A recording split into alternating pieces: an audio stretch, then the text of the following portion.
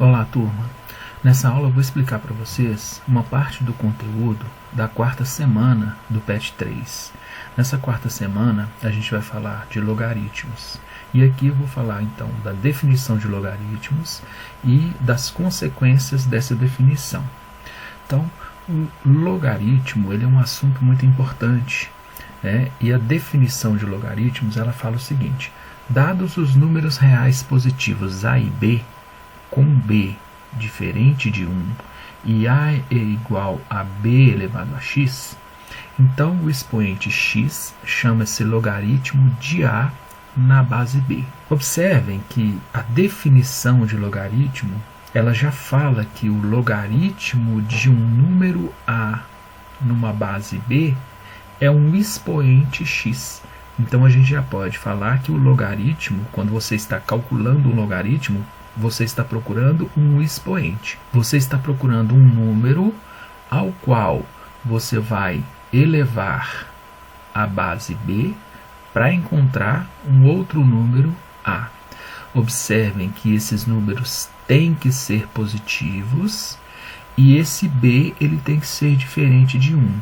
Isso a gente chama de condição de existência dos logaritmos. Vamos colocar aqui na linguagem matemática. Logaritmo de a na base b é igual a x se e somente se o b elevado a x for igual a a. Então, nas entrelinhas, o que a gente está falando é que esse número elevado a esse resultado tem que ser igual a esse número. Então, a condição de existência fala que esse número aqui, a, ele sempre vai ser positivo. Esse número b, ele sempre vai ser positivo e diferente de 1. Então, se você for resolver ou calcular um logaritmo, você nunca vai encontrar o logaritmo de um número negativo e nem em uma base negativa e igual a 1. Essa é a condição de existência.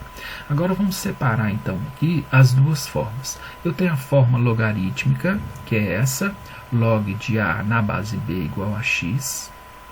E tenho a forma exponencial, que é essa, b elevado a x é igual a a. A gente está falando dos mesmos números que aparecem aqui e aqui. Porém, eles ocupam posições diferentes, consequentemente, são denominações diferentes. Na forma logarítmica, eu tenho o x como resultado, que a gente chama de logaritmo. Lá na forma exponencial, o x é o nosso expoente. Portanto, quando eu estou calculando um logaritmo, eu estou calculando um expoente. O b, ele é a base do logaritmo, que não pode ser negativa e não pode ser igual a 1. O b aqui, ele vai ser a base da nossa operação, que é a potenciação. Aqui, o a é o número do qual eu quero extrair o logaritmo, ele é chamado de logaritmando. Enquanto na forma exponencial, o a é o resultado da operação, que nesse caso é a potência. Então nós temos aí a forma logarítmica e a forma exponencial.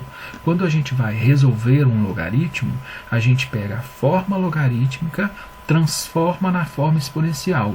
E quando a gente chega na forma exponencial, a gente cai aqui numa equação exponencial. Resolvendo essa equação exponencial, eu encontro o logaritmo que eu estou procurando. Vou colocar aqui alguns exemplos para a gente fazer. O primeiro deles, eu quero determinar o logaritmo de 27 na base 3. Então eu vou chamar esse resultado de x. O x é o meu número desconhecido, é o que eu estou procurando, é o meu logaritmo. Então eu vou representar isso aqui na forma exponencial, da seguinte forma: esse elevado a esse tem que ser igual a esse. Então o que eu estou procurando aqui? O número ao qual eu devo elevar o 3, que está na base, para eu encontrar o 27 que está no logaritmando. Então, na forma exponencial, ficaria assim: 3 elevado a x igual a 27. Agora que eu tenho aqui a forma exponencial, eu vou resolver essa equação exponencial. E como que eu vou resolver uma equação exponencial? Eu vou observar que no primeiro membro eu tenho uma potência de base 3. O que eu vou fazer é tentar colocar esse segundo membro também como uma potência de base 3. O que eu estou fazendo aqui é uma igualdade de potências. E quando eu tenho uma igualdade de potências, eu tenho que ter bases iguais e expoentes iguais. Então eu vou fatorar esse número 27, decompor em fatores primos, tentando chegar nessa base 3. E aí eu consigo colocar o 27 como 3 elevado ao cubo, que é a forma fatorada do 27. Observando agora a igualdade, eu tenho duas potências com a mesma base. Para eu finalizar o exercício e para que essa igualdade seja verdadeira, o expoente x tem que ser igual ao expoente 3. Portanto, o x é igual a 3. Dessa forma, eu determino o logaritmo de 27 na base 3, que vai ser igual a 3. Por quê? Porque é 3 elevado ao cubo, que dá 27. Mais um exemplo. Logaritmo de 32 na base 2. Então, eu quero determinar o número ao qual eu devo elevar o 2 para chegar no 32. Colocando na forma exponencial, eu tenho 2 elevado a x igual a 32. Agora que eu tenho a minha forma exponencial, eu vou resolver a equação exponencial. Como eu tenho aqui uma potência de base 2, o meu objetivo é tentar colocar o número 32 como uma potência nessa mesma base. E o número 32, na sua forma fatorada, seria 2 elevado à quinta potência, ou 2 elevado a 5. Agora que eu tenho duas potências com a mesma base, basta eu igualar os expoentes para chegar no resultado. Portanto, x é igual a 5, logo, o logaritmo de 32 na base 2 é igual a 5, pois 2 elevado a 5 é igual a 32. A princípio, resolver um logaritmo não é difícil. Claro que você vai precisar fazer bastante cálculo para fixar essa definição. Mas o que dificulta na resolução dos logaritmos, na verdade, é a resolução das equações exponenciais. E isso é que tem que ficar claro para vocês. Então, se você tem dificuldade em logaritmos, primeiro reforça os conceitos e as resoluções de equações exponenciais para que você não tenha dificuldade na hora de calcular um logaritmo. Olha o terceiro exemplo. Eu tenho aqui log de 25 na base 1/5. Então, eu vou chamar esse logaritmo de x, e o que eu quero é o número ao qual eu devo elevar 1/5 para encontrar 25. Transformando na forma exponencial, 1/5 elevado a x tem que ser igual a 25. Agora, eu resolvo a minha equação exponencial. Observe que aqui eu tenho a base 1/5. Será que eu consigo colocar esse número aqui nessa base 1/5? Primeiro eu vou fatorar esse 25. Esse é o primeiro passo, sempre tentar fatorar os números que aparecem. E aí eu consigo colocar o 25 como 5 ao quadrado. Ainda não tenho a mesma base, eu tenho aqui a base 1/5 e aqui eu tenho a base 5. Mas eu posso observar que essas duas bases, elas são inversas. Por quê? Qual é o inverso de 1/5? É o 5. Assim como o inverso de 5 é 1/5. Então, eu posso inverter uma das duas para eu encontrar a outra. E como que eu faço para inverter a base de uma potenciação? Eu posso aplicar uma propriedade que a gente já discutiu em aulas anteriores, onde eu troco o sinal do expoente.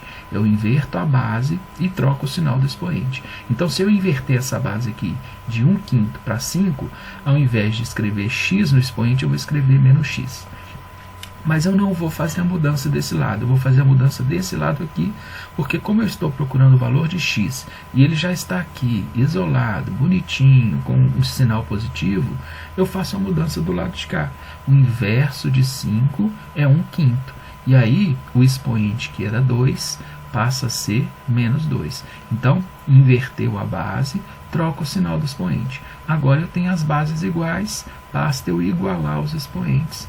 Portanto, o valor de x é igual a menos 2, ou seja, o logaritmo de 25 na base 1/5 é igual a menos 2. Eu coloquei aqui 3 exemplos onde vocês podem observar claramente as bases representadas. Então aqui eu tenho um logaritmo na base 3, logaritmo na base 2, logaritmo na base 1/5. Essa base ela pode variar conforme a gente viu lá na condição de existência. O que a gente nunca vai encontrar aqui são números negativos e essa base nunca vai ser igual a 1. Agora, fora isso, qualquer número real pode aparecer nessas bases aqui. Tá ok? Mas olha o nosso último exemplo aqui, a letra D. Reparem agora que aqui não aparece nenhum número indicando a base. Mas não quer dizer que não existe uma base aqui. O que acontece é que nós temos várias bases nos logaritmos. E uma delas, muito conhecida e muito trabalhada, é a base 10. E a base 10, ela costuma ser omitida. O que a gente vai combinar? Se não apareceu nenhuma base aqui, é porque o valor dela é 10. E aí a gente faz a leitura simplesmente assim, ó, logaritmo de 1 milésimo, ou de 1 sobre 1000. Quando você ler dessa forma, já está subentendido que esse logaritmo é na base 10. Tá? A base 10 você então não precisa nem fazer a leitura dela. Basta você fazer log de 1 milésimo. E aí a gente vai fazer da mesma forma. Nós vamos chamar esse logaritmo de x e aplicar a definição. Então a nossa base aqui é 10, ficaria 10 elevado a x igual a 1 milésimo, 1 sobre 1000. Então eu tenho aqui, nesse primeiro membro, a base 10. O que eu quero é tentar colocar esse número aqui naquela mesma base. Então vamos fazer a fatoração desse 1000 aqui. Fatorando o 1000, eu teria 10 elevado ao cubo, que é 10 vezes 10 vezes 10, que dá 1000. Mas eu poderia escrever dessa forma, olha só, como 1/10 elevado ao cubo. Porque se eu desenvolver essa potência, eu chego nessa fração aqui, 1 elevado ao cubo, que é 1. E 10 elevado ao cubo, que é 1000. Então, eu tenho 1 milésimo representado na forma de potenciação como 1/10 elevado ao cubo. Agora eu observo que a base aqui é a inversa dessa aqui. Então eu posso inverter essa base para chegar na base 10, trocando o sinal do expoente, e aí eu chegaria nessa igualdade. 10 elevado a x igual a 10 elevado a menos 3. Agora que eu tenho as bases iguais, basta eu igualar os expoentes. Portanto, x é igual a menos 3, ou seja, o logaritmo de 1 milésimo na base 10 é igual a menos 3. Agora vamos para as consequências dessa definição. Nós temos 5 consequências da definição. Eu não vou desenvolver cada uma delas, eu vou só comentar. Então a primeira delas é o seguinte: log de 1 na base b igual a 0. Lembre-se que para essas consequências valem todas aquelas condições de existência do início. A base sempre positiva e diferente de 1. E o logaritmando sempre positivo. Então no primeiro que eu tenho aqui é que o logaritmo de 1 em qualquer que seja a base vai ser sempre igual a 0. Essa é a primeira consequência da definição. E é fácil perceber que todo número elevado a 0 vai ser igual a 1. Então, se o logaritmando é 1, obviamente o resultado vai ser 0, porque é o expoente 0 que faz com que a potência seja igual a 1. A segunda consequência que eu tenho é o logaritmo de b na base b. Observem que agora o logaritmando é igual à base. Sempre que isso acontecer, respeitando as condições de existência, o meu resultado vai ser sempre igual a 1. Então, observou o logaritmando igual à base, você já pode colocar o resultado direto, até porque todo número elevado a 1 é igual a ele mesmo. Terceira consequência, eu tenho o logaritmo de uma potência. E observem que essa potência que está aqui no logaritmando tem a base b igual à base do logaritmo.